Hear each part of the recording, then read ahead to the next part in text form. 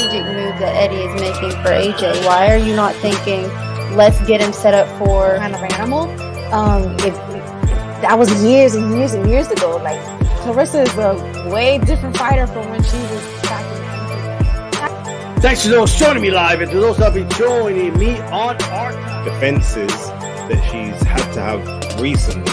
You know, she's pulled people. All right, what's going on, everybody? Welcome to another edition of the RoundTable about tribalism.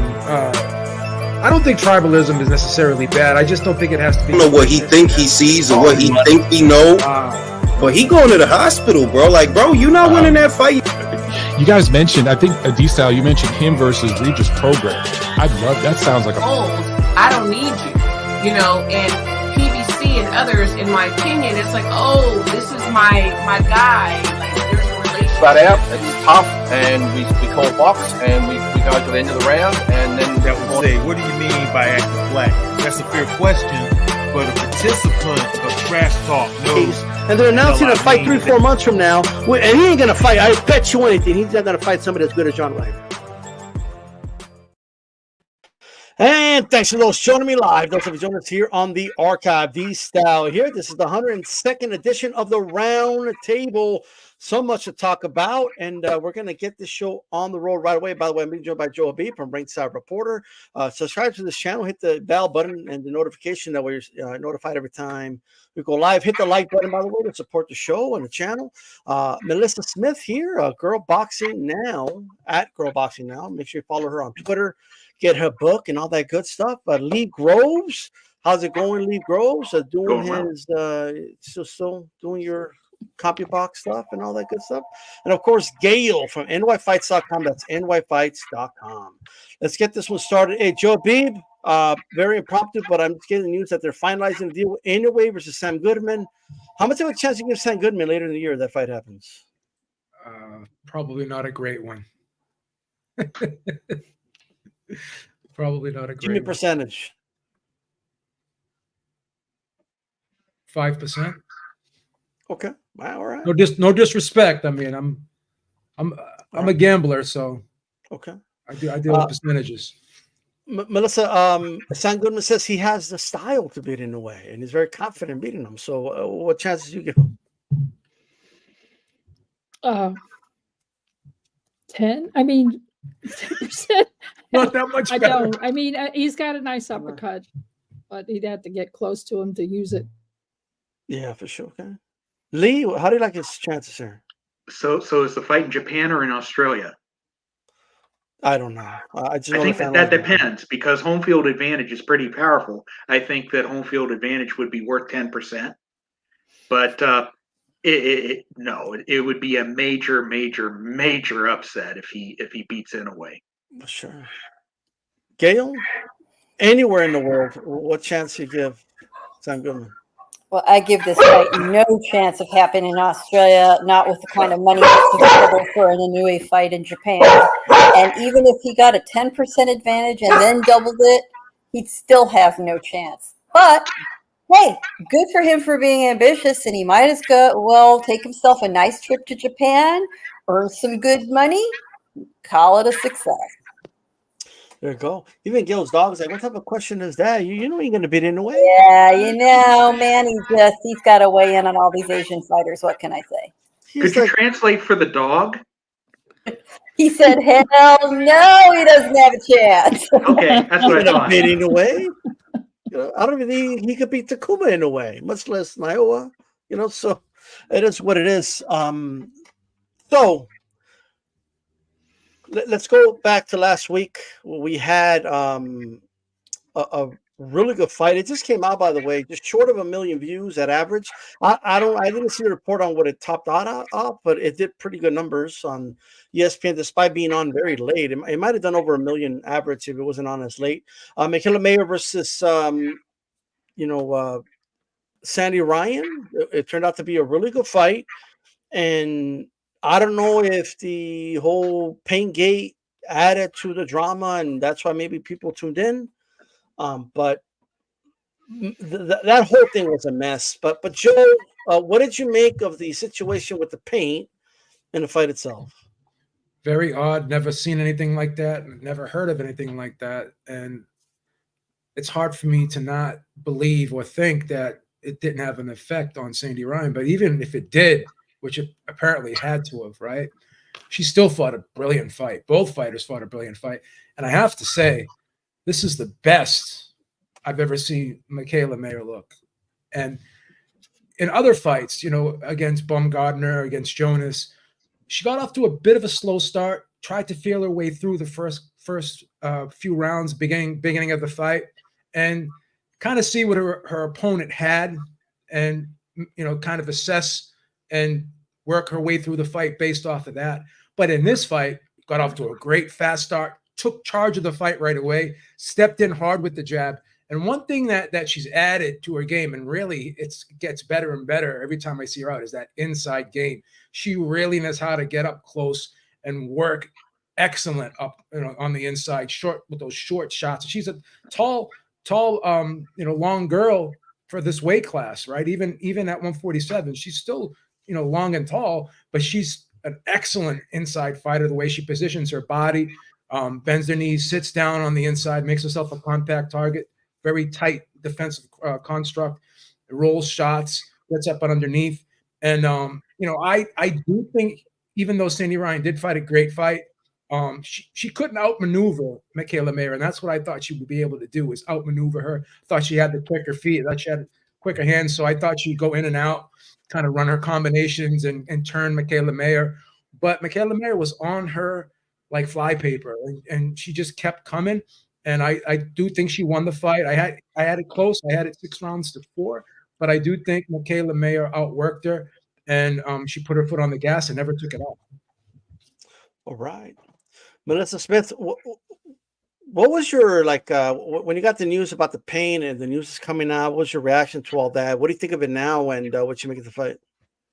Well, first of all, I thought the pain thing was just so strange. I mean, and I'm glad that Sandy Ryan has contacted NYPD, and that they will look into it and see if they can find who perpetrated this. Certainly, I cannot imagine that it was Mayer's team. It may have been some crazed fan, but it was certainly not Mayer's team. This is just not her style. I can't imagine it didn't affect her. It certainly put her on the back foot emotionally to have something like that happen. And then to try to put it all away when she got into the ring and execute her fight. I was actually at the fight, which was fantastic to see Mayer as the main event at the Little Theater in MSG. It was way too late for that main event, but even despite that it was way past my bedtime, it was very exciting. And I agree with Joe. Her inside game was superb. She was coming up with these absolutely stunning uppercuts that were, and then pivoting out, coming back in, fighting tall and inside, which I thought gave her the momentum across the fight. Even when Sandy Ryan started to hit harder, she never was really able to catch her. I agree that she won the fight cleanly. I also had it 96-94. And I was very excited that Mayer finally got a win of that kind of battle. It's where she needs to belong. And I really look forward to what's next for her in her career. All right. Lee, what did you think about the whole pain situation and the fight? Well, as far as I know, that we don't know who was behind it. Mayer has denied it. I believe her. Was it a member of her team that did it? I don't think so. But it had to be somebody who knew who Sandy Ryan was, what she looked like. That shrinks the universe. How big of a figure is Sandy Ryan in the United States? It had to be someone who knew where she was staying, what hotel she was staying in New York. And it had to be somebody who knew when she was going to leave the hotel. And, and we also have to look at motive, and the motive was clear, to rattle her cage right before the biggest fight of her career. And it clearly worked. She really appeared distracted in the dressing room when Mark Kriegel interviewed her. And after the fight, she said that she had nothing in terms of energy inside the ring, yet she felt she did enough to win the fight. I scored it a draw. There were some swing rounds. But I think Mikaela Mayer deserved to win. Sandy Ryan landed the harder shots, but I think Mayer's work rate and especially her body shots. Those are the two things that really carried Mikaela Mayer throughout her whole career was her jab, her work rate, and her body punching. She's one of the best body punchers in the women's game. But she's hardly the first. When I saw the picture of the paint, first thing I thought of was Sean O'Grady. He's not the first. She's not the first fighter to have gotten intimidation tactics as a road fighter, and hopefully she'll be the last, but probably not. But I thought about Sean O'Grady because I remember him telling what happened to him in 1980 when he went to Glasgow to challenge Jim Watt. There was a lot of anti-Catholic epithets. There were people outside his whole hotel room, and they were screaming things at him in the middle of the night. And then, of course, in the fight, there was a headbutt, and Sean got cut right down the middle of his face, and the bleeding was so bad that the fight had to be stopped. But the pain, whatever the reason, the pain attack crossed a line. It shouldn't happen, and hopefully they'll find the people that did it, and hopefully they will be prosecuted to the full extent of the law. I do think that the incident will be used to promote an immediate rematch. Ryan wants it. Maybe Mikaela wants it as well. But I wouldn't be surprised if the rematch is held in the UK, because simply put, I think that's where the money is. And if that happens, I do hope that Mayer will be paid well, because she's fought in the UK twice, 4 times. She's lost both of the fights overseas. Very competitive fights, split decisions. She didn't get the benefit of the doubt. And when you fight away from home, you're already 2 or 3 points down on the scorecards by the time round 1 starts. So she's got to win decisively if the rematch is held, and if it's held in the UK, which I think it's going to be. Okay. All right. Gail, Paintgate, and the fight itself. Paintgate, boy, what do we all love more than a conspiracy theory in boxing, right? I mean, have at it, everybody. For those who think this was some way to hype up the fight, that absolutely makes no sense. It happened way too close to the event to juice ticket sales. And the fact is, most people didn't find out until the card was underway and the broadcasters mentioned it and the photo got out. So as a way to promote the fight, that you could scratch that right now. That's not all about it. However, you have to wonder, all right, I can't imagine anybody who didn't already know the fighter personally. No one else in New York could have identified her cold on the street. Not a chance. And she wasn't wearing any team gear at all week. She was wearing very neutral athletic wear. The only identifiable thing she wore all week, and every day I saw her, she was wearing a tan Yankees cap. No one would have picked her out. However, there were reportedly what she called leaflets, which we would call flyers in the United States, somehow being passed around, sort of, little mini wanted posters. So who was up to that? That's where you start trying to figure out what this thing was all about. There are so many cameras on the streets of New York. There are so many eyeballs. Really, everybody's on top of each other. There is no way there aren't good identifiable photos or video of these folks. So once we trace it back, it'll be some crazy, misforgotten plan to do something. But who would be invested this much, to be quite candid, in a women's title fight? It's very odd. I see some of the commenters saying, they think it was maybe a staged job, inside job. Ryan looked legitimately rattled. And if it was someone on Mayer's team, my guess is it was so distant from her to give her plausible deniability. I also firmly believe she had no idea this was going to happen. But why would you do that to your fighter who's finally coming into her own, The weight division looks great for her. I loved seeing, sort of the intersection of the speed that she had in the lower weight divisions with the power she now seems to have, and more command in the welterweight division. You're sabotaging your own fighter by setting up this, planting these seeds of doubt about this fight. It just seems like somebody's really bad plan drawn up under, some kind of inebriation. I don't know. Mayer looked great. It was a close fight. It'll absolutely be on the short list for fight of the year for the women. A rematch would be super. But I got to say, I would rather see her go after Alicia Baumgarner before she goes back after Sandy Ryan. And I'm sure we'll talk about that as well.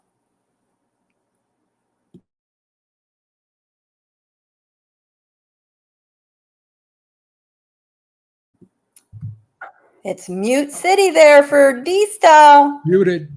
I mean, these rookie mistakes. What can I do? I've only been doing this like a week, guys. But here's the thing. So I'm not throwing accusation. This is not me saying that this individual did it. All I'm saying is, if I use the logic that people are using to say Mikaela Mayer or her team was behind it, right? Which is, well, who else would know where we are? Who else would know what time she's walking out? Who else would know? Well, maybe Coach K, right? Coach K would know when you're walking out, and Coach K would know better than Mayer's team the moment you're going to walk out of the hotel, and he would know where to put pamphlets or flyers so you could see them more so than Mayer's team, I would imagine. And if the logic is, well, it has to be somebody that knows, well, maybe it's the person that was insisting that you pull out of the fight before the fight. Maybe it was a person saying you shouldn't fight under these conditions, right? I'm just, again, I'm not saying he did. I'm just saying if you use the same logic that people are using to accuse Mikaela Mayer's team, you could apply it to other people as well, right? So just be careful with the accusations based on, well, who else would know, right? Sometimes people could just find things out. Like, you know what I mean? You don't have to hire a private investigator to find out where somebody is. Now, New York is a big place, though, right?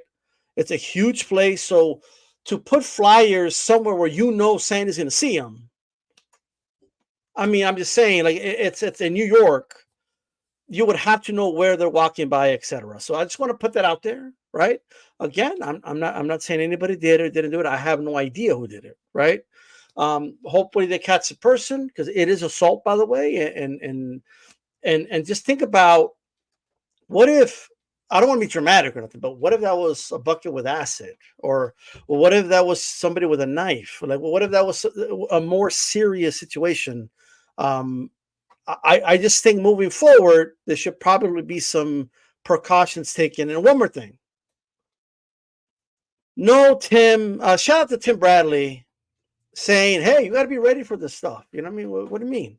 You got to be ready for anything, right? So don't let it get to you. Just whatever happens. I think it's safe to say that a fighter shouldn't have the expectation of having paint thrown at them, right?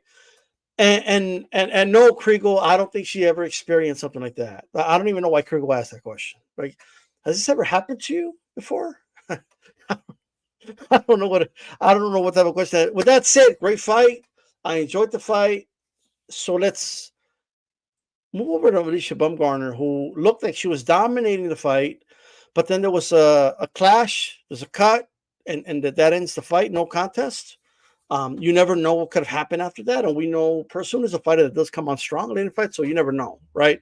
But nonetheless, unfortunately, that fight was cut short. But where does Bumgarner go from here, right? You already kind of touched on it, Gail. You'd like to see a rematch with Mayer, if you want to kind of give your thoughts on that. But if not that, what other options do you see for her here? Well, Baumgartner still remains a unified, undisputed champion. She could take a fight with Mayer up at welterweight and not risk those belts unless she gets on the wrong side of a mandatory. With the women, it tends to happen less because there are fewer women in play. So it's a fight that would be appealing for a lot of reasons. There's a lot of backstory there that's awfully interesting. And I think the timing for Mayer is right, catching Baumgartner. Her fall from grace has been significant. Let's look at this last fight, the way it was staged. There was virtually no promotion done. I happen to have learned that a publicist was plucked out of seemingly nowhere, who's never worked in boxing before, to help promote this fight. I had communication with him and offered some assistance. We were pretty much smacked down. There were a lot of incorrect assertions made about this being the first all women's, all championship fight. And I told him, no, that's not the case. Weeks before, they still insisted on asserting this. So, they told everybody that to hype the fight, absolutely knowing for a fact it wasn't the case. Most of the key boxing media in the United States never got any information, never heard anything. And the next we knew, we were all asking, what's Brinks TV? I'm pretty good at knowing most of the streamers. Well, it turns out it's, some sub-channel of Triller, right? So you could see it on Fight TV. Okay, fine. But that is a serious indication of her standing in the sport right now. So Baumgarner needs a platform to rehabilitate herself. Meyer would love to get hers back. She almost won that fight, and she really lost it for herself, taking her foot off the gas in the end of the fight in the last couple of rounds. I have no doubt she's thinking to herself and has probably thought since it happened, damn, looking back, I blew it. And especially after this fight where she did dig in, I'm sure she thinks she can take her. That's the fight I'd love to see. The revenge aspect is terrific. If Baumgartner wants to do her part and play her role as the heel, great, even better. That's a women's fight. Once this rematch between Taylor and Serrano is behind us, we're going to need a really big marquee fight in the women's side of the sport to get people interested. I think that could be it. All right. Alexander Wilson with the $5 super chat. Much appreciated. Says, what's interesting is that ESPN PR put out that the Mayor Ryan card was the most watched ESPN boxing card in over 2 years. Thoughts? Well, that's what they put out. I mean, if it's correct, of course they're going to report that. You know what I mean? I think that speaks volumes. And what I will say now, and I forgot to mention this, by the way, if Shakur was doing these type of numbers, like about 1 million or so, right, and they were offering him 3 million, right, that's what they wanted to pay him, then maybe they should show these girls the money if they want that rematch on the network. I'm just putting that out there. You know what I mean? So there is money for the Top Rank could offer, given that as far as that goes, and I think they put out it was 900,000. It was over that. I believe that was the average viewership. I don't know what the peak was, but that is pretty high for average viewership for sure. So that's very impressive. Bear in mind, it was on the main network, not the Plus, which makes a big difference. A lot of the top ranked cards are on the Plus. So you're already starting with a smaller audience base. And it was on Friday. And I would really like to see more fights staged on Fridays. People are busy on Saturday. A lot of times of the year, other major sports in their community, they are happening on Saturday. That's the night they can all go out and see them live, especially during football season.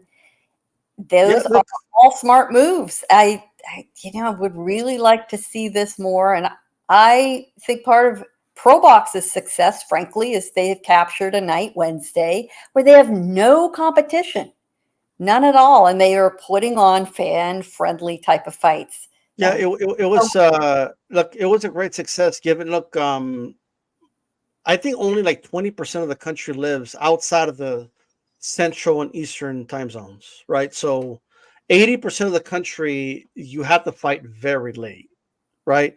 So it could have done even better numbers. It was a little earlier, right? So who knows how much it could have done, but it definitely was a success as far as the ratings go for sure. But there's no doubt about that. Yeah, go ahead, Melissa. Yeah, I just want to add, it also had, Shushu Carrington and Xander Zayas on the undercards. It was a really good undercard. Yeah. Shushu didn't perform probably as well as we had hoped, but Xander Zayas put on a beautiful performance through 10 rounds. So I think that really helped, that it was a good card. The first part of the card was also good. So it kept the viewers interested. Again, my gripe was starting the main card at 10:45 was really late. Yeah, that's very late. And one more thing before I go with Joe. I believe that number is only ESPN. I don't think that's including the ESPN Plus, right? Because I don't think they give us those numbers. So more than 1 million people definitely watched the fight. So not to mention whoever got up the next day and watched it, replays, all that. So Joe Beeb, Alicia Bumgarner, from whatever you saw in the fight, how did she look to you, and what do you like to see next from her? Looked good coming off of a layoff like that. She's really good pot shotter from the outside, good counter puncher. She's got really quick feet. And Delphine Persoon is a swarmer, right? She likes to come forward, be aggressive, and get on the inside. And if she can't get on the inside, then it's going to be a long night for her. But the headbutt kind of changed things up on that regard. But for Alicia Bumgarner looking forward, I still think she'll do work with Eddie Hearn again. And if you are in female boxing, I think Eddie Hearns is a place to be. He has all the great fighters. He has them in all different divisions. So he's doing a real good job promoting the women boxing right now. And he said after the Terry Harper fight on DAZN this weekend that she could fight Bumgarner in a rematch, because that's another good rematch, right? And Terry Harper would definitely want to get revenge, right? And she's back at her weight at 135, where she looked phenomenal, right? And this is probably the best place for her, and she admitted as such, and so did Eddie Hearn. So Bumgarner's at 130. Would she want to go all the way up to 147? I don't know. Maybe not right away. So why not do the 135 fight with Terry Harper? I'm sure Eddie Hearn would make it worth a while, compensate her well. So that would be another good fight for her, and something that I would like to watch as well. I think the two styles match up very well together. Okay. Lee Groves, how do you think she looked, and what would you like to see next? I kind of wish that Baumgartner Persoon fight had taken place a couple of years earlier, because Persoon came into the ring with a huge knee brace on her right leg. She was never known as a mover, but that really sent bad optics, and it was anticlimactic. Headbutt, fight was stopped, and it was a no contest. I really think that a prime Delphine Persoon could have really challenged Baumgartner, really gave her a run for her money, because Baumgartner fights in spurts. Persoon fights 2 minutes, straight through 100 punches. She would have really flooded the zone. And I think that style could beat Alicia Baumgartner. As far as where she goes from here, I agree with Joe Beeb. Matchroom, I think, is the best place for her to go. The Terry Harper fight, of course, is one reason, and there are other women fighters that could provide her some good competition. You have Caroline Dubois, you have former champion Rhiannon Dixon, who Harper just beat. The UK has a very busy market for female fighters, and Matchroom keeps them active. And activity, especially off the heels of such a long layoff for Alicia Baumgartner, would be a very good thing for her. The only thing is that if she does sign with Matchroom or commit with Matchroom, is she going to be treated like the A-side fighter, or will she be treated as the B-side for Eddie Hearns' fighters? And I like also the suggestion of a rematch with Mikaela Mayer, but down the line, because she's got to the weight difference is pretty big, and I don't know if Alicia Baumgartner can, at least right now, handle 147 pounds. But I think that everything's pretty much been covered. But let's see what Melissa says. Sure. Really quick to Alexander Wilson, ESPN PR includes plus viewership in their stats. Well, there you go. Okay. All right. Melissa, what you think of her performance, and what you like to see next from Bumgarner? Well, it should be noted her body was a little different, a little more natural. She had energy, though, pop, and when she did fight. which is good. And, maybe we will see a different type of fighter that doesn't get as exhausted. It's like, she throws 5 punches and she's got to take a deep breath. So we'll see what that really continues to look like. She keeps making noises about Claressa Shields, which I think is utterly ridiculous.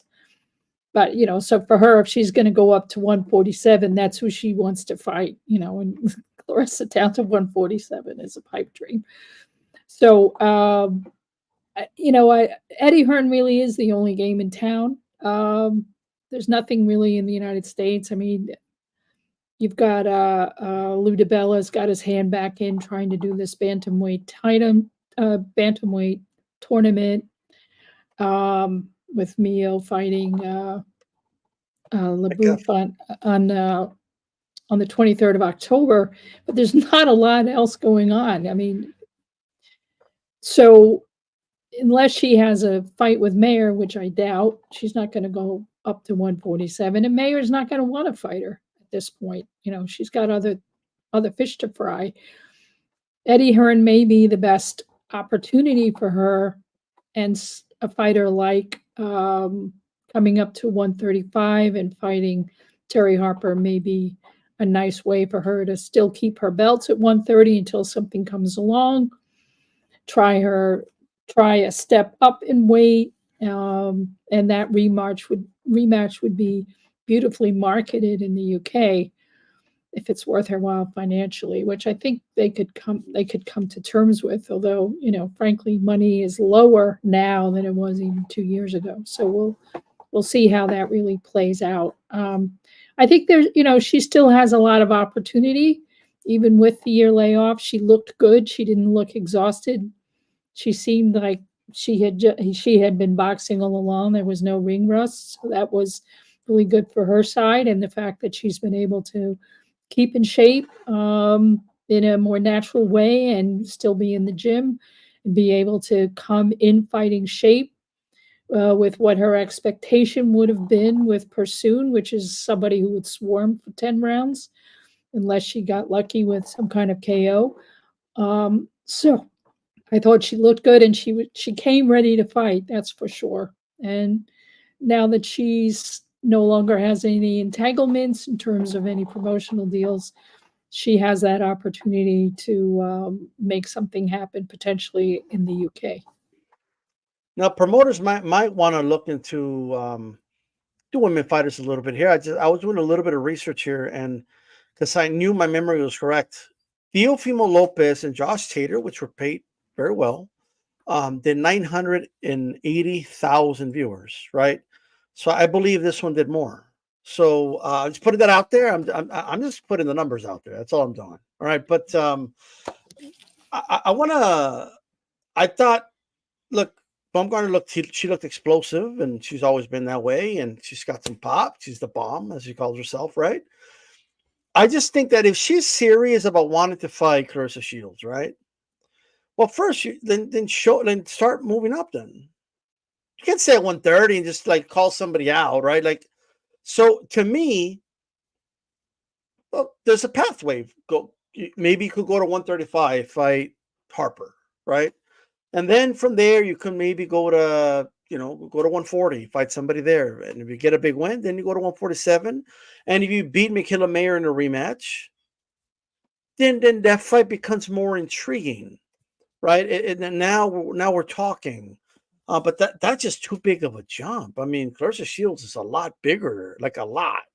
I saw Layla Ali was at the Bumgarner fight. They took a picture together, and Layla makes her look extremely small. Like it's very noticeable how small she is. So, and you're not exactly. I saw the venue, and no offense, but it didn't have the attention the Mayer fight had, and you're not in a position to be telling Claressa to move down. You're just not in that position. It's what it is, right? So, I think if you want that fight, you should start working your way up to that fight. Is what I think. That should be the pathway moving forward. That's what I think. Do I think she could go to 147? Though I do.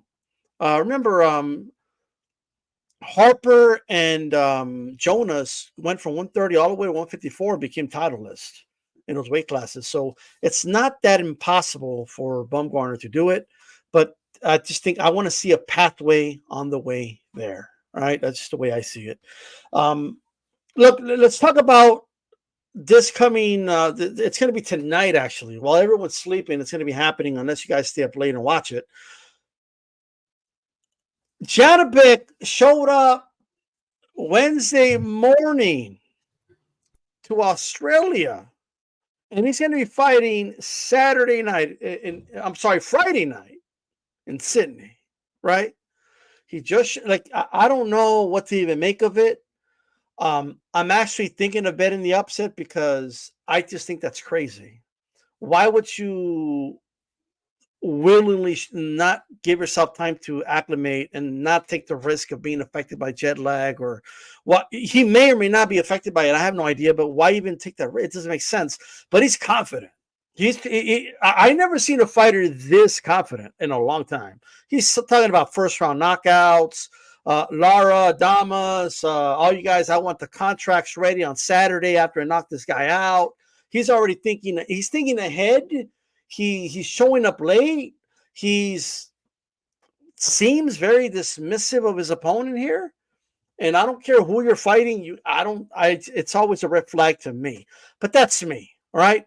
Melissa, what do you make of Janibek showing up late? And do you think an upset is possible here? Well, first of all, his last fight was called off in July because he went to the hospital for dehydration, right? Because of his weight cut. So that's 2 months ago, right? What was that, July 21st, something like that? So now it's 2 months later, the fight's put back on, and then it's kind of, I just feel like this is just irresponsible again, to come into this fight. There's no way you're not jet lagged on a 24-hour flight, So I don't know what they're doing. I don't know what his team is doing to allow him, to put him in this kind of a position, because he made weight, but God knows how he made weight. And as I said, there's just the fact that he had been hospitalized, taken to the hospital for dehydration the last time, and then shows up this late before a fight, 24 hours late of flight. It just seems irresponsible and not in the best interest of him as a fighter. And yes, he is a good fighter and everything else. I would go the other way on this and just bet against him, because I don't see that it is safe for him to fight. And I'm all about the safety of the fighters. And when you're being that irresponsible about yourself as a fighter, I really have to question the decisions you're going to make in the ring and decisions that your team is going to make for you to help you stay safe in the ring.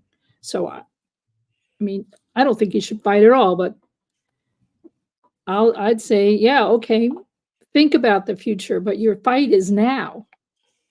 And you have to be present with what you're going to do now. And I find that to be the height of irresponsibility to come that kind of distance. Now, I don't know if any of you saw the press conference. A lot of people didn't, because it was only on Facebook. Like, I don't even know. It was just, it's whatever. And it was in the middle of the night, but Mikhailovich, I think that's how you pronounce it. Sorry, Gail. Mikhailovich. So I got it, Gail. I practiced it. His trainer, like, literally called him a piece of, you know what, and was like, you didn't even try the last time to make weight. And the craziest exchange, for some reason, Janabek's brother started talking. And he started talking, and the trainer's like, you guys are unprofessional, you're showing up late, and then the brother of Janibek literally says, we're unprofessional. When you were going to fight us, we gave you 3 months to prepare. You're only giving us 24 days to prepare, right? And the response was, yeah, you still didn't make weight, and you wasted 3 months of our life. Like, what are you talking about?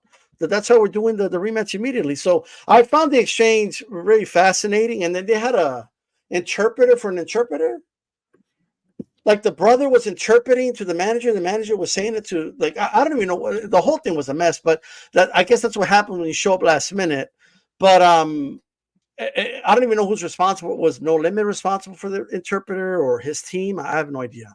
But one thing, and this to be said, Fergal Lee, George Rose, the promoter No Limit, did say we offered to fly him over weeks ago. He didn't want to. Like, it is what it is. Like we offered. It's not like we were withholding him from coming to the country, right? He wanted to show up late. He doesn't think it's going to matter. Lee, what do you make of it? Well, as I understand it, so No Limit won the purse bid for the new date.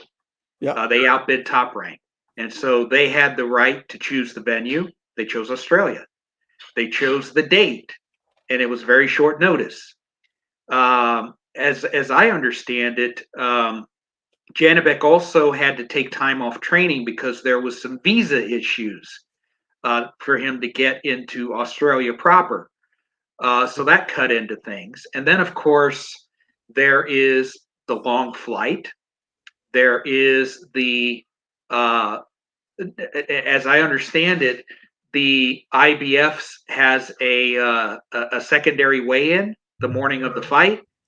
They were hoping that the WBO would sanction the fight along with it so that that would be negated. And even though the WBO did say that that belt would be on the line, they will honor the IBF rules, meaning he's going to have to do that rehydration, no more than 10 pounds over. So No Limit has done a very good job of setting the stage for their guy. Every possible advantage that they could get, they got. And I still think Janabek's going to knock him out. I do. Because 2 fights ago, he had to recover from a first-round knockdown. He knocked out his opponent in the 5th round, but he got decked early. And Janabek can really punch. And Janabek is really pissed, too. So you don't want to deal with Janabek in the ring, period. Now you've got a very angry Janabek at you, and he's going to do everything in his power, despite all the circumstances. And he's got to back up his big talk, too. I think he's going to knock Mikhailovich out. Beep, do you think this is a tactic by No Limit, just rushing to fight this way, benefit his fighter, and is Janabek doing himself any favors by showing up late here? I most certainly think this is a tactic. It's something that I would most certainly do too if I had the ability to do so, right? Lee said something. He said Janabek's angry. I would say he's more frustrated than angry because of the circumstances. And, you know, frustration, angry. Anger is a tough emotion because sometimes it can consume you. Eats up adrenaline, right? And Janabek's a boxer, even though he can punch it, but he's a boxer. He's a methodical boxer. You know, he's a technical guy. He likes to work the jab, likes to throw the long shots from the outside, you know. And Mikhailovich he's an aggressive guy. He's got a big right hand. He can punch too. He's a big guy. He's a good body puncher. He's a good inside fighter as well. He's a grinder. Mikhailovich is a grinder. And you know, you got a guy who's got a lot of things working against him. He's got that second day weigh-in. And, you know, Melissa made a great point. That was only 2 months ago. You were hospitalized, right? And it's a serious issue that you got hospitalized for. Now, you could talk about the Virgil Ortiz situation, but think about it. With his issue, he took some time off, took some fights to work himself back in. You know, Janabek's going in there with a tough guy. He's got the home court against him. He's got the short notice flying over. You know, the stars are all lined up here, right? So I think I'm going to take the 5-1 odds, and I'm going to put a little something on Mikhailovich.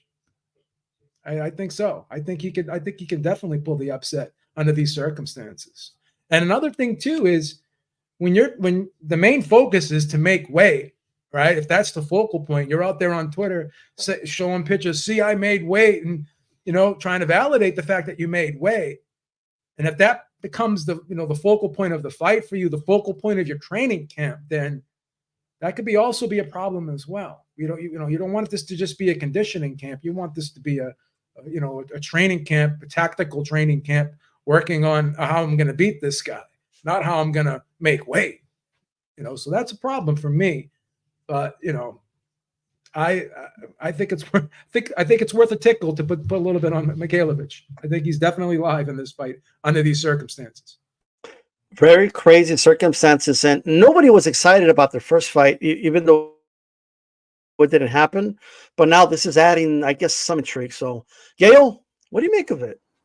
Maybe it's adding some local intrigue. It just makes me think to how excited hardcore fans get and have been over the last couple of years to get up in the wee hours to see this little Japanese fighter, and now more Japanese bouts after Inoue introduced a lot of fans to some of the other talent in Japan.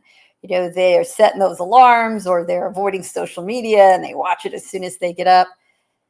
I'm not sure a whole lot of people are setting their alarm clocks or staying up late for this one if they even know about the fight. Top Rank, which really sends out the lion's share of information here to boxing media and viewers in the United States, has so slow rolled this. They have been so passive aggressive about sort of barely sending out lukewarm information. That relationship is not the best. Meanwhile, the small company, No Limit, spends just a bare minimum amount of money to get the fight. This is a big deal for them. This is a big deal, a big stage. Will Mikhailovich be ready for it? That's the question. The level of opposition, his experience with this much attention on him, that can really get to an inexperienced fighter. So while he might have the tools, will he have the mental strength? Does he really believe here, where it all starts, that he can win this fight? I've got my doubts. Now, I get it from a betting perspective, for entertainment purposes only. Do you want to place a bet at 5-1? Sure, why not? I don't bet the mortgage on it. And is there a chance? Sure, there is a chance. Is it a big chance? I don't really think it's a big chance. The two fighters are legitimately, though, irritated at each other, angry over the cancellation in July. Mikhailovich got himself ready, came all the way to Las Vegas from New Zealand, where he is based, pretty much for nothing.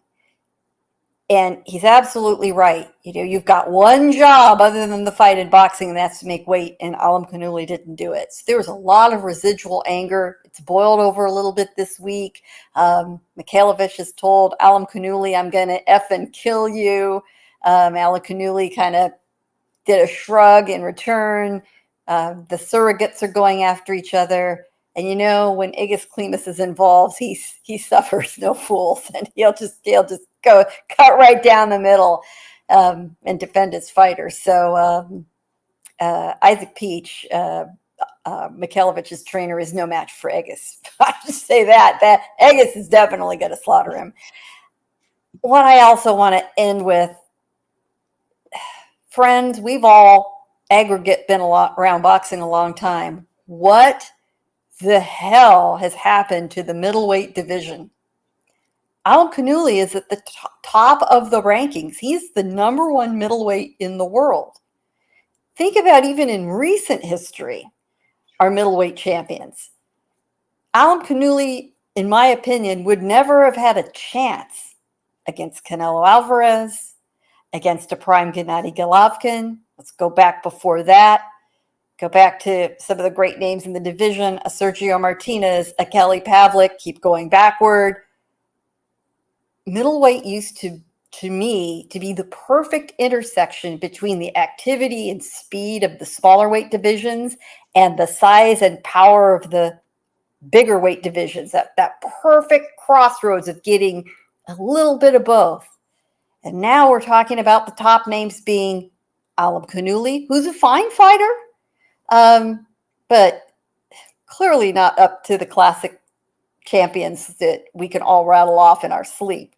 Adamas, Miriam Nursultanov, who's a stablemate of a lot of the Uzbek fighters who fight out of Oxnard, California. He's still undefeated, but he's completely anonymous. To me, the only promising name right now in the middleweight division is Hamza Shiraz, who put on a phenomenal performance last, 2 weeks ago. That's where we are. And it's just incredibly sad. There's just, no other adjective. The simplest is the best. We hopefully will have some talent coming up soon, but right now, this is the best we got. Yeah, it's the Detroit of boxing right now. That's the middleweight division. Yes, it is Detroit. Yeah, I'm just saying. You know what I mean? The once great city of Detroit. Take it easy on those people from Michigan, man. Yeah, Please. just shout out to Detroit, Michigan. You guys got the Lions, and you got that. You know what I mean? But look, I just don't like. Obviously, Janabek is a far better fighter. There's no doubt about that. I don't even think the odds would be that close. They're still kind of wide, but they wouldn't be this close if it wasn't for all these circumstances surrounding it. And if there was a recipe for disaster, that this is it. The only thing I'll say about No Limit is this. So I get that you want to give your fighter an advantage, but everything, like, I don't know if the negatives are outweighing the small chance of a positive here, because all you're doing is kind of annoying Top Rank in the sense. You're kind of signaling that you're going to be unfair, I guess, to other fighters if you win purse bids. And I don't know if you want that reputation, right? It is what it is. I get it's a boxing game. You're going to do what you can for your fighter, but they put together the undercard so last minute. I cannot express to you how there's just some things I was aware of how last minute they were trying to put things together, and so many fighters were saying like, no, I'm not even in camp, or I'm not even like, what do you mean? Like fight right now, like next week, like what? And so they were scrambling, and they got a decent fight out of just chance, quite frankly. And that was Mia Matu against Chan O'Connell. Was just happens to be a fight that fell in their lap, because they both had fights lined up and their fights fell through for different reasons. Alice Connie got injured, and in Chan's case, it was something that that fight was not going to go through that she had originally scheduled. And they're both with No Limit, and they offered them to fight, and there you go. But aside from that, I don't even know if they have other fights. Like, there's no card. That's what you kind of sacrifice for. And maybe they don't want to spend more money because they already spent, for them, $300,000 is probably a lot of money. Like, you know what I mean? But it's just is what it is. And chances are Janabek's going to win, right? And then what? What did you get out of it? Like, this was an opportunity to showcase yourself to the world, and maybe giving yourself more time to promote the event would have done better wonders for you. It's my opinion, right? Anybody have any final thoughts about that before we proceed? Alrighty, all right. Let's go ahead and keep it moving here. Devin Haney suing Ryan Garcia. All right, he's gonna sue. He's taking to court. All right. If it even goes to court, I don't even know what's gonna make it to court, but it is what it is. But by the way, I just found out apparently Floyd Mayweather sued Victor Ortiz for the headbutt. I didn't know about that. I just found that out. I don't even know the result of it, but he did sue him for the headbutt. And so that's one lawsuit I know about. But Gail, what's your opinion on, like, what do you think? Do you really believe they're trying to get damages here? Do you think this is trying to create some leverage for a rematch? Or what do you think is going on here with this lawsuit? I think this is a way for Devin Haney to keep the topic in front of the public, and perhaps more than Devin, his father. Remember, this is a civil lawsuit. Even though they're talking about issues that sound like crimes, assault, and battery, it's a civil lawsuit. Anyone with the filing fee and the electronic ability to file file the paperwork, can file a civil lawsuit and sue somebody. You do not need to have cause before you do that. You do not need to have proof before you do that, which you do have to have before you charge someone with a crime in court. So we could all sue each other on this show for feeling offended, right? Without grounds. We all know what we're getting into. So whether this goes anywhere or not may not be the point. The point may simply be to keep this grievance in front of the public. And the way that Haney, was, his performance in that fight, whether it gets wiped off his record or not, regardless of what Ryan did to tip the odds in his favor, he is still going to suffer, the reputational consequences of how he looked. We know plenty of fighters who are relatively clean have fought somebody who's much more relatively juiced and, looked a lot better than what happened in that ring. So this is partially a rehabilitation attempt, in my opinion.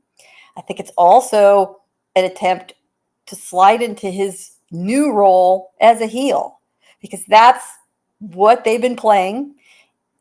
It's made him a little more appealing to the public because suddenly there's some reason to have interest in Devin Haney, even if you're appalled by it, or maybe you like it. He's got his supporters, he's got his detractors, but it doesn't matter because people are talking about him.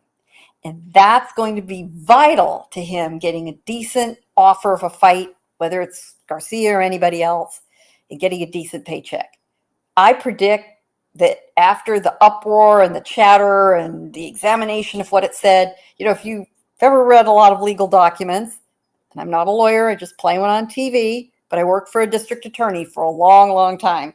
This is a really thin document. There is just not a lot to it. It's a classic toss it against the wall civil lawsuit to get attention. I predict in 6 months, we won't even be talking about it anymore. And, some judge in New York judges, believe me, know their stuff. Do not mess around with people wasting time in the, legal system. Judge is going to take one look at this and say, come on. You know what? You, Mr. Haney, are allowed to beat people up for a living if you don't like them. Go settle this in the ring, for Pete's sake. Civilians can't do that. They have to file lawsuits. Devin does not.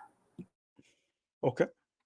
Beeb, can Kell Brooks sue Amir Khan? I mean, Khan got the same thing, or does it require you getting beat up in order to sue? I mean, Gail's right. I've been sued for less.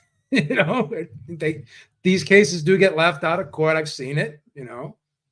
And I think Gail's right. This is the completion of the heel turn. Right? This is Devin Haney walking into the ring, taking his belt and spraying the NWO on it like Hogan did, and he became the heel. It's exactly what this is. Now people are going to come, because think about it. People are already turning on him anyways, right? A lot of people were, right? So now he's going to be the fighter that people are going to pay to come see lose. That's what's going to happen. And he doesn't care. He doesn't care. And it is a no contest, so it's off his record. Most people look at it, or most people I talk to, they think he lost the fight. They don't make much of the Austrian. So I think I think it won't amount to much. But again, he probably will get a big payday out of it. And I think this could make the rematch bigger with Ryan Garcia if it does happen, which I more than likely think it will. So he could use this to leverage, his purse a little bit, right? He can, if Golden Boy does the fight, okay, we'll just drop the lawsuit, give me the fight with Ryan at a reasonable price, and we'll take it from there. So just adds to the storyline.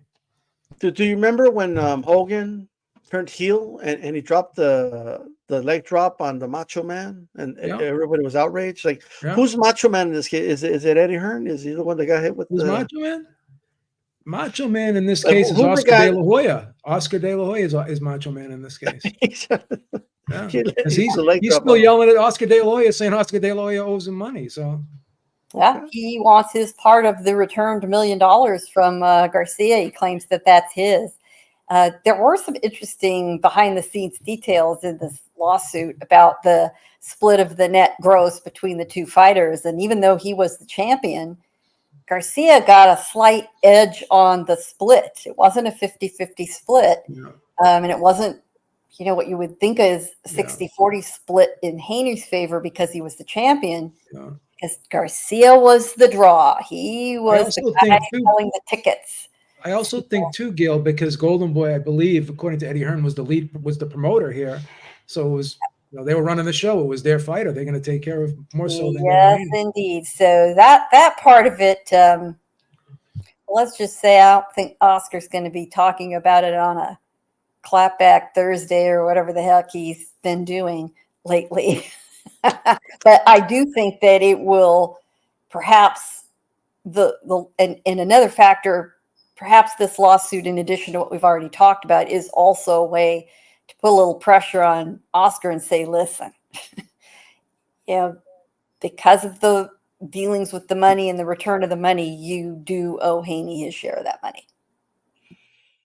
Look, I think because you want to be the first fighter that took on a court and got money. Like, I believe Golovkin took on court. So Oscar could deny all that he wants, but that did happen, and he had to pay him. But they were able to prove that he did owe him that money, right? So it's just what it is. Melissa, what do you make of the lawsuit? Well, I have to agree with Gail. I mean, this is all about,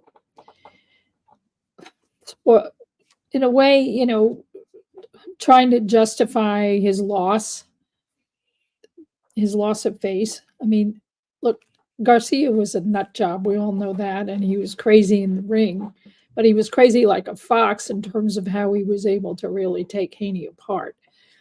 And, then having been then found to have taken drugs, it just gives Haney a very lovely excuse for why he lost and say, oh my God, of course I lost. He came in overweight and then he had all these drugs, blah, blah, blah, blah, blah, blah, blah. So this is all about, cleaning up his reputation. But I also agree that this is also trying to leverage De La Hoya, leverage a better paydays, leveraging opportunity for his future. Meanwhile, he's getting a lot of crap for the lawsuit at all. The public view of it is not exactly kind to him. So, that backlash may end up hurting his cause in the end. I don't see that a New York court is going to take kindly to it. Yes, the fighter was found to have taken drugs, but hey, you're a professional fighter. You're told to, protect yourself at all times. That includes from an opponent who took drugs. So I don't see that a New York court is going to be particularly interested in assisting him. And it's going to get expensive for him because he's going to have to do depositions and all the other things that are necessary in a civil suit. And that's going to cost a lot of money. And is he really willing to pay all of that up front to an attorney against an unknown return? Mm-hmm. So I think it's tactical on his part. He's trying to kind of wash his reputation a little bit by playing the injured party and seeing where it's going to go in the future. Yeah, a couple of things here. So I know that some may point out the Russell Collins situation, right? But to me is night and day. I don't think it's the same thing at all. But what they might say is well, look, Russell served time in prison and for assault because he tampered with the gloves and well, Ryan, he cheated and it's kind of, to some people it's the same. To me, it's not, right?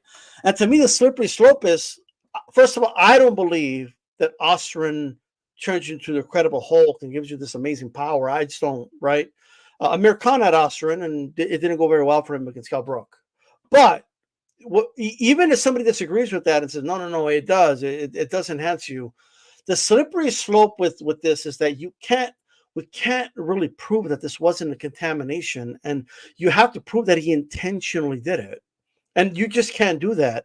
The other thing is which is a big stretch to me, is the reputational damage part of it, meaning, because of this loss, even though it's been removed as a loss, but everyone saw it, it's now they didn't offer me what I could have gotten against Sandor Martin, or they would have offered me even more money to fight Pyro, but because of this guy over here for cheating me, now I'm not being offered more money.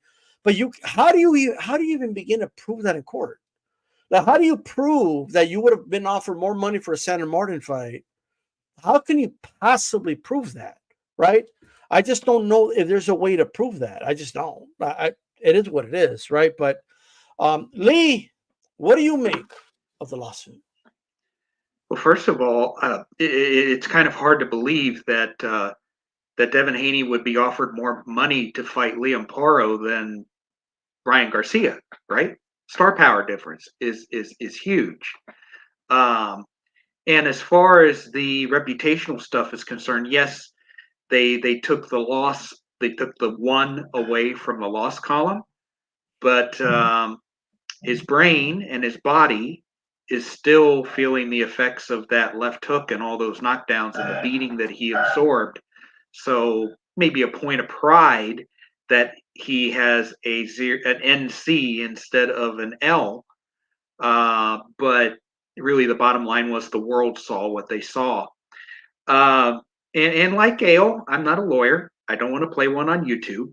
But I was struck by a quote by Eddie Hearn fairly early on in the process. And here's what he said, quote, "Win, lose, or draw in court, I think this is actually a good thing to deter fighters from using performance-enhancing drugs because the current penalty in boxing is not strict enough. Ryan Garcia is a good example. He got a year's ban, but by the time you have 6 months off and a little break, you're back in camp because of the schedule that fighters take these days. But the deterrent of losing potentially tens of millions of dollars is much worse than the current penalty. So now there's a potential legal action against someone that takes performance-enhancing drugs. I actually think is a pivotal moment for the sport in that respect. But based on what you guys are saying, it's not that kind of lawsuit. It's not that kind of lawsuit. I am a big believer in deterrence. If word gets out on the street that, if the suit was what Eddie Hearn portrayed it to be, and it's ironic given that Eddie Hearn promotes Conor Benn, we all know about his issues.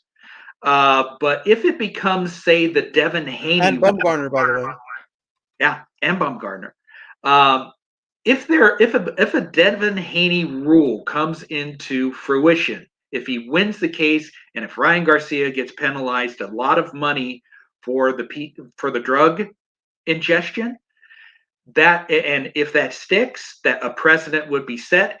Would it deter other fighters from daring to juice because they know that something bad is coming down the road? And in that respect, boxing could become a cleaner sport, which is always a good thing.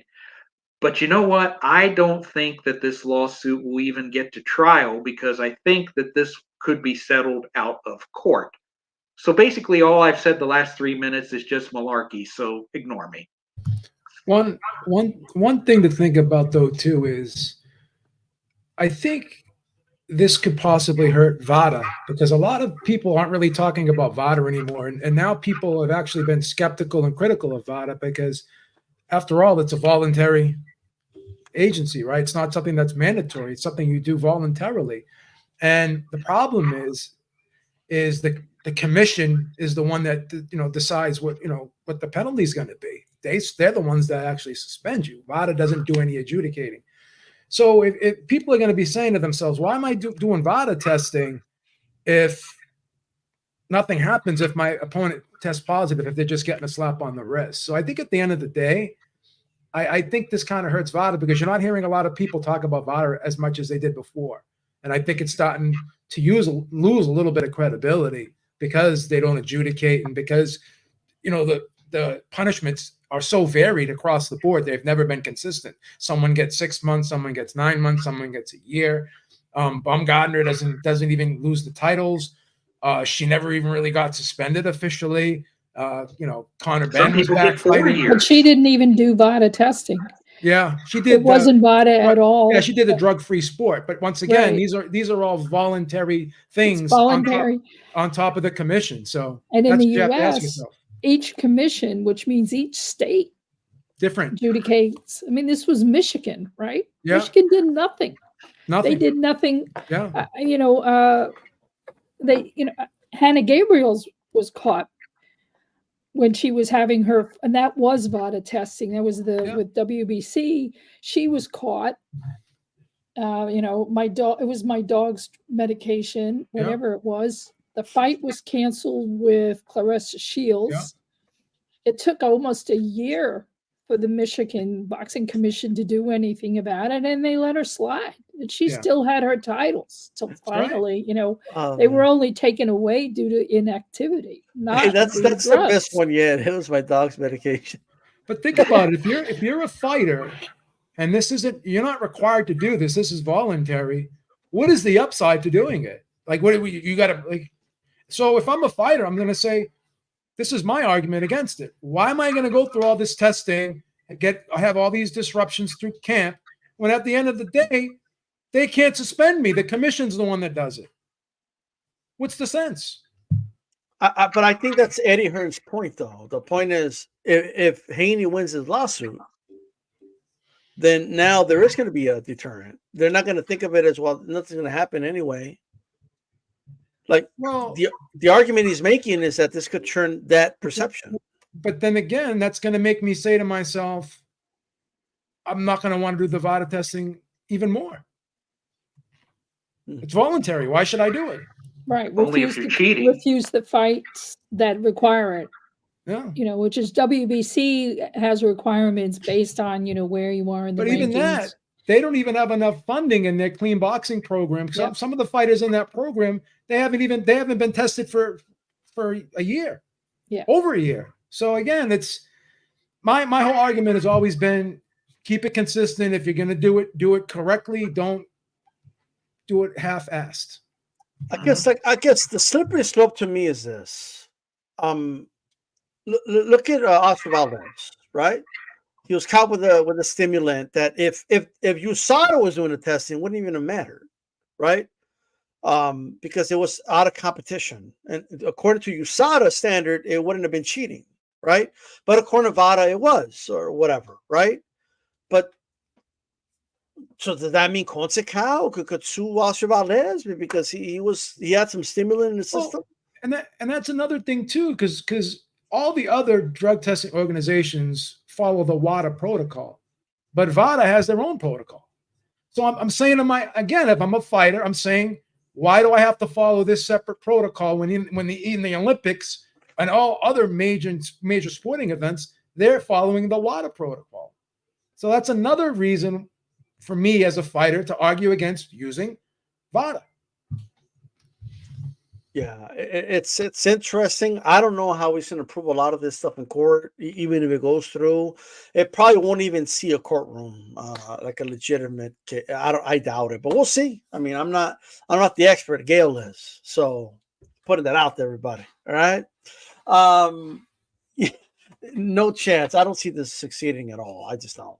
But if it does, I don't know if anybody has any thoughts on this. Like, would it have a negative impact on the sport or a good impact? Assuming Haney was successful in his lawsuit. I don't think it would matter either way. Okay. Minimal impact. Minimal impact. All right. Gail, you know if Floyd won that case about the headbutt? I doubt it. I doubt it. I think Floyd's smarter than that. Again, a lot of civil lawsuits are simply a publicity ploy. They aren't really meant to achieve anything. They're simply meant to get your issue in front of the court of public opinion, which is exactly what Haney's done. To me, the success of the suit would be he gets his money from Oscar. That's probably what the real objective beyond the public opinion turning in his favor would be from that. And just like when Manny fought Floyd, when they ended up fighting, the suit got thrown out. So if De La Hoya says to him, why don't we just we'll give you a rematch at Ryan, give you a nice guaranteed purse, and even if I hate to say this, even if the Saudis get involved, because they get involved in everything. Now let's talk about that, because obviously Haney has a great relationship with Turkey. He's been right there at his side, holding hands with him at the fights. And Oscar now does have his own relationship with Turkey. Ryan is scheduled to get off his suspension in April, I believe, this April. Yeah.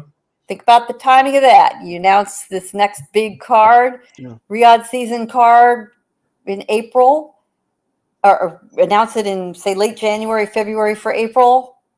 Whether we love it or not, whether we're, pained by the behavior of Garcia and the attitude of Haney, this is a big ass money making fight, whether we like it or not. Think about this too, Gail, right? Neither fighter, in my opinion, if you've seen Haney recently, I don't think neither fighter is going to be able to make 140 pounds. So neither one of them can go to 147 and deal with the likes of a Boots Ennis or a Stanionis or any of them. So but you know what? They may think they can, and the way to test it is against each other. Yeah. So I think it's a no-brainer, the rematch honestly, if they make a buttload of money, what do they care? At this point, Garcia's career is about making money. Correct. And by that standard, he's a massive success. Massive. Without a doubt. It's crazy. Without a doubt. And let's remember that Floyd set the standard as good as his record was, and as good as he was as a draw. He made his money on deals outside the ring, not on his purses. Yep. Look, Melissa said something earlier, and it's true. Like you're told in boxing to protect yourself at all times. When you walk into that ring, you're taking a risk, right? Getting rabbit punched in the back of the head is illegal, but if they hit you in the back of the head and that unfortunately does some very serious damage to you, that's a risk you're taking, right? That's the sport you're in, right? So you can't take somebody to court, like in my opinion, and be like, well, I took some damage in that fight. Well yeah, that's kind of what happens in boxing. You know what I mean? They don't score touchdowns on you, they punch you in the face, so that's the way the sport is, right? So it just is what it is. You know what I mean? And please, I don't think it's going anywhere. I told Beeb earlier in the year they should do the rematch and call it trial by combat. You know what I mean? Let's find out if Austrian had a real affair. Let's find out if it really was the pad. Let's find out if it really was the weight, and you could prove it in the ring. Like, man, that's all I'm saying. And I'm sure, like Beeb said, get a big guaranteed purse, and we keep it moving. Quite frankly, so you know what I mean. All right, so Bob Arum goes on Twitter. Like, it's hard for me to believe that a dude in his 90s is like on Twitter tweeting, but if anybody's doing it, it's Bob. And he says, hey, MBiilli, he's #1 contender in the WBC, #1 contender in the WBA. That is a fight to make. He's an action fighter. And in May against Canelo, I have to be honest, I actually like that fight. I like that fight a lot. That's my opinion. But is that a fight you think is going to happen, Lee? And are you interested in that fight? I like the fight too. I've counted several of MBiilli's fights in my CompuBox research, and I found him to be a guy who will take the fight to Canelo, who is capable of producing huge numbers. He's also very accurate, and he has almost endless stamina. He can start fast, and he could keep it up for all 12 rounds. It'll be interesting to see if Canelo can use his wiles and his skills to slow him down like he did against Jaime Munguia. Munguia was known as a volume guy, and he pitched a near shutout. Canelo did the same thing against James Kirkland all those years ago, another volume guy with power. if Canelo's not going to fight David Benavidez, if he's not going to fight David Morrell, if he's not going to fight Terrence Crawford, I think MBiilli is the best option right now. And it does fulfill 2 of his mandatories, you know. So he's not undisputed anymore, but he still has 3 of the belts. And he's before he gets to fight the fights that he really wants to fight, he's got to take care of his mandatories. And MBiilli fills the bill on 2 of those slots. So there you go. But at least on paper, I think MBiilli can really push Canelo if he's on his game, and if Canelo's not on his game. I like the fight.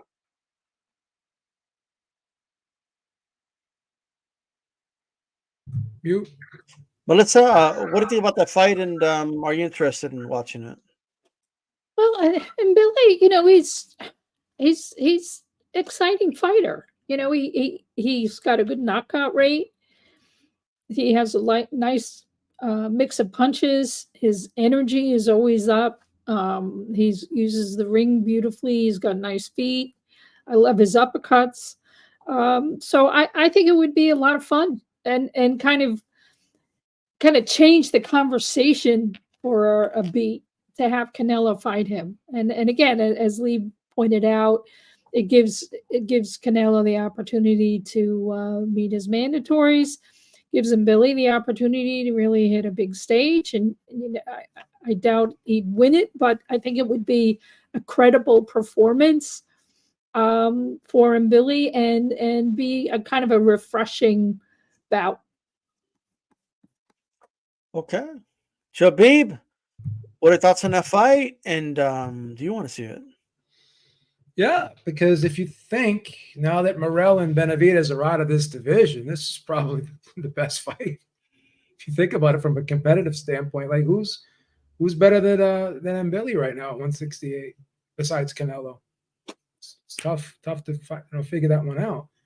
And it's a great clash of styles. You got the volume pressure guy versus the methodical counter puncher, the guy who kind of is more the precision guy. He doesn't throw the combinations as much as he did in the past, but he still lands at a very high rate.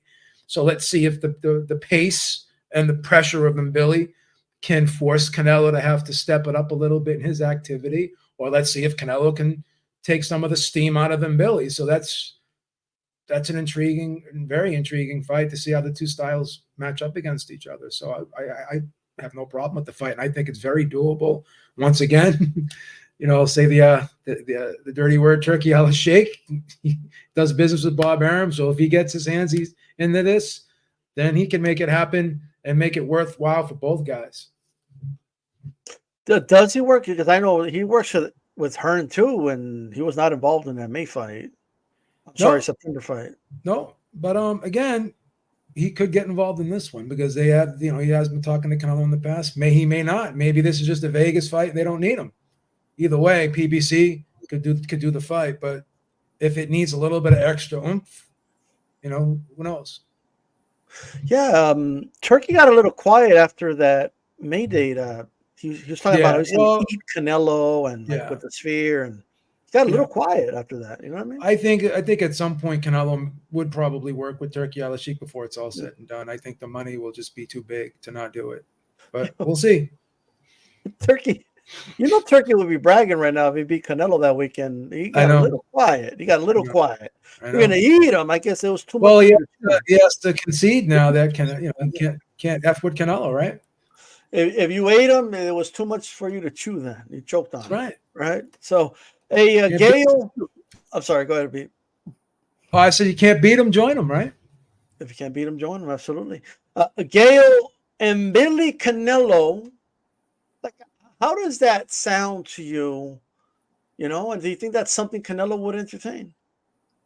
How does it sound to me? Improbable.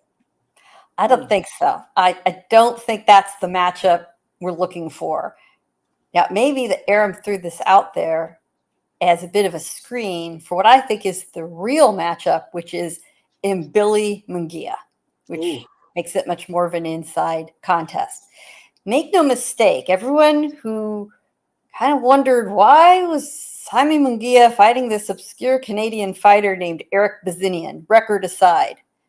Because Bazinian was the advanced scout for his stablemate Christian Mbilli. They wanted to see what Bazinian looked like. They wanted to get that first-hand ring intelligence once Bazinian went back to Mark Ramsey's gym. Talked to Mbilli. They've got all that first-hand account of how it felt, how it looked, and that will tee up Mbilli for Munguia. Now, assuming that Mbilli can beat Jaime Munguia, which is not a given, then maybe he gets a possible lottery ticket for Canelo. However, if Mbilli doesn't win, then that raises Munguia's stature, not necessarily for a rematch, but it makes him a lot more valuable and a bigger money earner for whatever fights come for him in the future. So, as usual, when everyone else is playing checkers, Bob Arum is playing chess, and a four-dimensional chess at that. All right. Ain't nobody going to beat the Bob Father. Heck no. Bob Father has got it under control, everybody. Under control. That's right, man. I maybe the fight doesn't happen, but it is. I like from just thinking about the fight in my head. It's impossible for that to be a boring fight. It's impossible. That is a great fight if it happens. However, and if you're in Mbilli though, because it's almost like these guys are like, well. Because if you're in Mbilli, it's like, well, I could take a loss to Canelo, and then I could still entertain a Munguia fight. I could still entertain a planned fight. I could still fight all these other guys. It's kind of what Berlanga did. Like, well, let me take my L to Canelo, and then I could entertain these other fights, right? If you lose to Munguia, you're not going to get the Canelo fight. So it may be reverse thinking here, in my opinion. And Munguia is a dangerous fight. Now, I will say this: I don't know who wins in Mbilli versus Munguia. I have no idea. I'm thinking about it right now. I would have to think about it. That is a tough fight to think about, which is a good thing for us, right? So maybe that does happen. Maybe that's the way it's going to go anyway. But we will see. All right. By the way, just side note: Eren also squashed the rumors that Canelo's going to be fighting later this year in Japan. He denied it anyway. That doesn't mean it won't happen, but I'm just putting that out there. One last topic, guys. Uno más.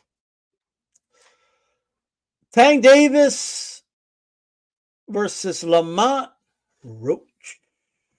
Jabib, reaction to that? What do you think of the fight?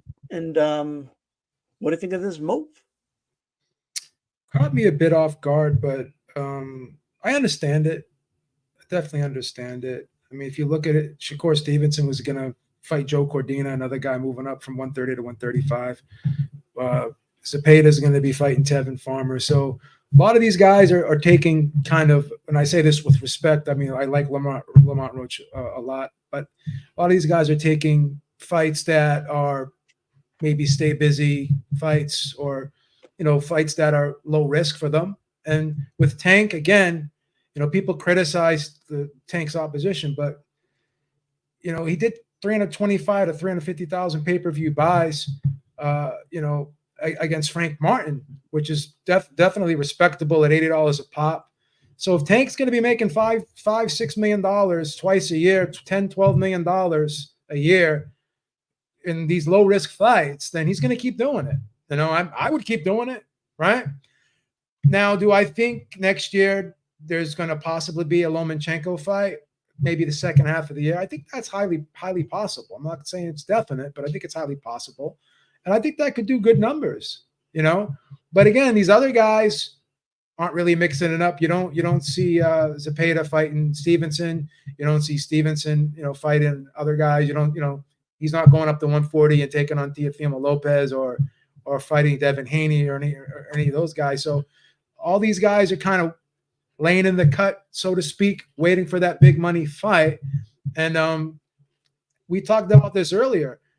When is the last time we've seen a guy at 135 make as much money as Tank and to do over a million pay-per-view buys in a fight? Usually when guys start out at that weight, they go up to 147, 154ish. That's when they start doing the real big numbers. But Tank's been doing it like at 135, right? So I guess this formula has been working so far, and it's been very lucrative for him.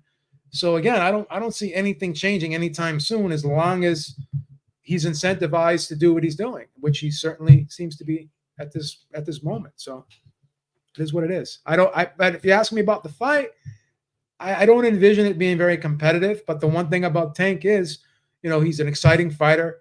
He gets guys out of there. He does what he's supposed to do. You could look at the Isaac Cruz fight, but even that fight was a very, high level and entertaining, good fight, even though it was more competitive than we thought. Still action packed fight. It was, back and forth, and Tank did a good job in that fight, even though it was, I thought he eked it out. I thought he would do better, but you never see Tank in a boring fight, I guess is what I'm trying to say. Before I go to Gail, everybody, if you're listening right now, make sure you hit the like button. It helps visibility of the show and the channel. Gail, your reaction to this fight being made? Agree with Joe that as long as he can make money, everybody gets a return on investment without massive risk to himself. Why wouldn't they? The one caveat about this fight revolves around where it takes place. And part of the reason this is so attractive is Lamont Roach fights out of Washington, D.C. You've got Tank fighting out of Baltimore. You've got a natural rivalry, a natural fan base that's geographically close in enough that both sides, can fill an arena. Now, Tank has posted on his social media the fight was going to be in Houston. That's a massive mistake. Massive mistake. It either needs to take place in D.C. or Baltimore, and there was discussion about it being at the Capital One Arena in Washington. I hope that's correct. This fight needs to be in one of their hometowns. It should not be in Houston. It should not be in Las Vegas. This is a fight with a potential massive gate, a lot of fun, local crowd. And it's so important beyond the monetary aspect to the business is you need to grow your customer base. You need to grow the audience. And the reason that fans get excited about boxing and stick around is when they have gotten to attend a big time prize fight in person. And Tank and Roach would qualify, whatever you think about Lamont Roach Jr. Tank is a legitimate star draw. And once you've been there and seen it for yourself, come on, folks, we all have been. You are hooked for life. There is truly nothing more exciting than sports, than a high-level prize fight with the electricity and the drama and the personalities. They're not hiding behind helmets or masks. You see these guys. You look into their eyes. It's a big damn deal. And when it's one of your guys or gals, they're from your country, your hometown, that's huge. And that pays dividends forever. These are the guys that will then show up for, the more mid-level cards and watch the fighters developing. That is something that is done very well in Southern California because it is such a hotbed. That's paid off because people have showed up to see William Zepeda when he was on undercards. And even when he was, in co-mains and mains, without being a big name star, he was filling those smaller arenas of 10,000, 12,000, 15,000. So the fight needs to take place there. If it does, then the match makes all the sense in the world, regardless of what you think about the competitive nature. And I don't think it'll be a blowout. Honestly, I think Roach Jr., he's had some good wins lately. I think his confidence is at the right place to take this fight. Do I think he'll win? No, I really don't. But as long as it is competitive and entertaining, God knows Tank has fought guys with a lot less reason to be there than Lamont Roach Jr. I don't hate it. Right. Melissa, what do you make of Lamont Roach, Tank Davis? I'm intrigued by what Gail said about having it. I mean, yes, it'll be a pay-per-view, so there's that opportunity, but it'll be pay-per-view in front of a really excited crowd if it is done locally. And I think that's a very intriguing marketing perspective and something that would be good for boxing in the United States. I mean, look, there's so much tough stuff going on in the USA right now in terms of boxing, just because of the changed landscape of how to even watch a fight. So having something that attracts has that local angle means that you will fill an arena with screaming fans. You have the opportunity to really have some local talent on that card to help build the brand of those fighters. And in that sense, yeah, it's a good opportunity. Other than that, it's just, Tank doing business as usual, fight twice a year, make some money, don't put himself particularly on the line. And who is he going to fight anyway? Shakur Stevenson's out, Loma's out. Who else is there for him at this weight? So why not fight this guy, have that opportunity? And I thought Gail's analysis was brilliant in terms of talking about it as doing something local, which gives an opportunity to give back a little bit to the community, but also generate something very exciting that then translates into what that pay-per-view is going to look like, because you're going to have really excited fans. All right, Lee, Lamont Roach, 130 going up to 135 to challenge Tank Davis. First of all, I don't fault Lamont Roach for accepting this fight. In fact, I commend him for taking this fight. For him, this is the fight that will put him on the biggest stage and the fight that will make him the most money. He's stepping up in weight.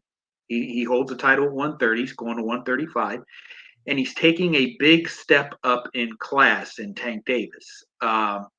He's rolling the dice, just like Hector Luis Garcia did when he fought Tank while holding an 130-pound belt. Roach succeeded him. We like to see fighters take chances. And by taking on Tank at 135 without the luxury of great punching power, he should be really applauded for taking the fight. But here's the thing. Why can't Tank do the same thing Roach is doing? Why can't he step up and roll the dice by taking on the likes of Shakur or William Zepeda or Lomachenko or Teofimo Lopez? I understand that they're unavailable right now, but managers and promoters work for the fighter, and if the fighter demands it, fights can be made. Also, boxing politics gets in the way too. Streaming services, promoters, managers, all the things. So, but as soon as this fight was announced, people, I think, really crapped all over it because they strongly suspect what the outcome's going to be. Tank's going to kick a couple of rounds. He's going to look over him, maybe lose a couple of rounds. And then Tank finds his opening. Bam, he hurts him. He takes him out. And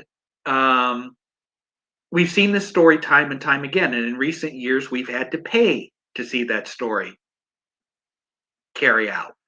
I get why this match was made. You have two DC area guys who hold world titles going up against each other. And Gail's right. Everybody's right. It should be in DC. That, I think, the fact of an excited crowd, seeing these two local fighters go at it, they're at the highest plateau of the DC fighters right now, and that would be the natural sight. You have the crowd itself would make the telecast. It really would. But I think one of the reasons why it might not take place is, again, money. DC, Baltimore, high taxation area. Texas, low taxation area. Therefore, you make more money if you have it in Texas. And money makes the world go round. In boxing, one of the biggest things about boxing that disillusions me right now is the fact that it's more, the power brokers go more after chasing the next dollar instead of growing the sport. So hopefully this fight will end up in DC and we can have those exciting atmospherics. I'm also concerned that Tank is going to turn 30 next month, and one can make the case that he is exiting his chronological prime. Now, there's no question he's a star. He is drawn everywhere that he has gone, and he has put up good numbers. And I'm sure that his ultimate goal is to, one, make as much money as possible. He's doing that.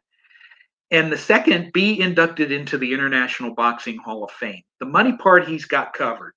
And he may well be inducted on the first ballot simply because of his name recognition and the memories of all those viral knockouts that he has produced. But when you're a superstar like Tank, you are held to a higher standard. And part of that standard is facing the best opponents, especially in an era where superstar fighters fight only once or twice a year. There are only so many slots available during a fighter's prime years, which I define as ages 24 to 30. Under today's rules, that is a maximum of 14 slots. And if you're extra great, you can extend that for a few years. Canelo's doing that right now. I do hope that Tank is great enough to fit in enough fights with the guys that I previously mentioned to have that happen while he's still at his peak. I don't know if boxing politics will allow him to fight any of these guys, but as a fan, I would love to see Tank truly tested against a peer, and we're still waiting for that.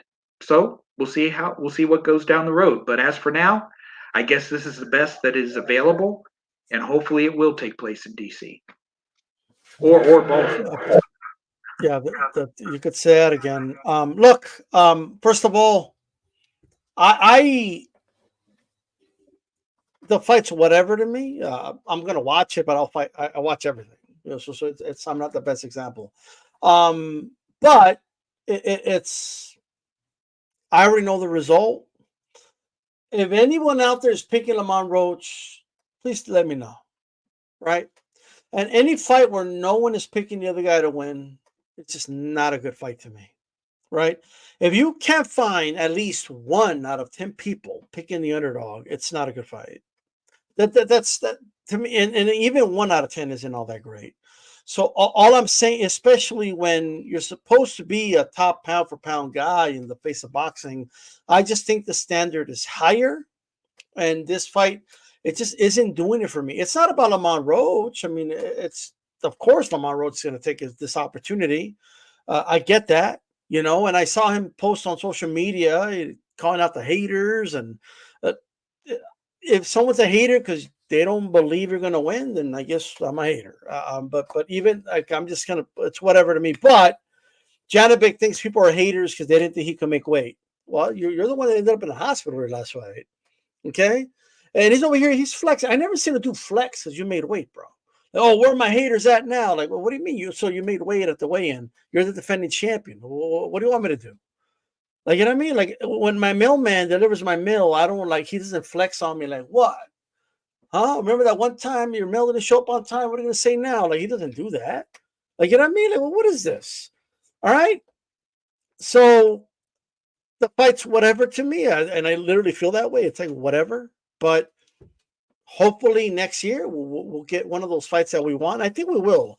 I have a feeling we're going to get a big fight out of Tank Davis next year. I just have that the Loma fight. The Loma fight's going to happen the second half of next year, I believe. I feel good about that fight. You know? Confident about. Okay. Well, there you go. I like that fight. And not to get into the business side, because you hear a lot of people say, "Oh, they, you know, pay-per-view buys this, pay-per-view buys that." I mean, if you're doing 300,000 pay-per-view buys, and you look at this new model with the apps are taking less of a percentage because there's no cable distributor now. If you look at these apps, even during the pay-per-views, there's so many ads on here now. So they're making revenue through a lot of sponsorships and ads now. So these fighters, even with the 300,000 pay-per-view buys, they're still able to keep a large chunk of that pay-per-view revenue for themselves. So the market kind of adjusted itself a little bit, and I don't think people really realize that, because if you look at these pay-per-views on DAZN, there's like tons of like advertisements, commercials, promos, and all this stuff. So they're finding ways to recoup that money. And again, when you take away the cable distributor and you're buying the pay-per-view directly from the app, that cuts out another percentage that you don't have to pay out. So they've kind of adjusted. They've made up for it by increasing the pay-per-view price. So it works out for them. Come on, price gouges. don't you love seeing Sergio and Sinicia pimping for AutoZone on DAZN? Come on, You know what I'm saying? And Sean Porter doing the DraftKings commercial. yeah, that I recognize it. That makes sense, but Yeah. You don't remember the Just for Men replays on Friday Night Fights? Like that's nothing new. You remember those pay-per-views on Showtime and HBO? Really no commercials on there. They would like advertise their upcoming programs. Hey, these advertisers they're putting up money, so so you know what I mean. So they're smarter than people think. Everyone thinks that they're dumb and they don't know what they're doing. Believe me, they know what they're doing. Just watch for it. You guys, you're going to be watching the Zone one day. They're going to see the round table boxing talk replay of the week or something. You know what I mean? Like I'm gonna empty out my bank account just to get a replay on the Zone, right? But I don't have to hear Tracy Morgan barking anymore. I'll take it. yeah, there you go. Hey, this has been a great show. If you want to see a great fight tonight, maybe the Janabek fight won't end up being a good fight. Maybe Janabek will just slaughter the dude as everyone's expecting, knocks him out, goes home, and calls out Lara the next day or something. Who knows? But I will say this. I do think that Miyamatu versus Shan O'Connor fight will be a good fight. The Nightmare versus Shotgun. I do think that they both come to fight. They're both action fighters. That's going to be an exciting one. So if you want to see a good fight, at least they got that. All right. So with that said, this is D-Style Boxing. And for everybody in the panel, keep it boxing. Go get Melissa Smith's book. Okay, go do it now. All right. We're out of here. Peace.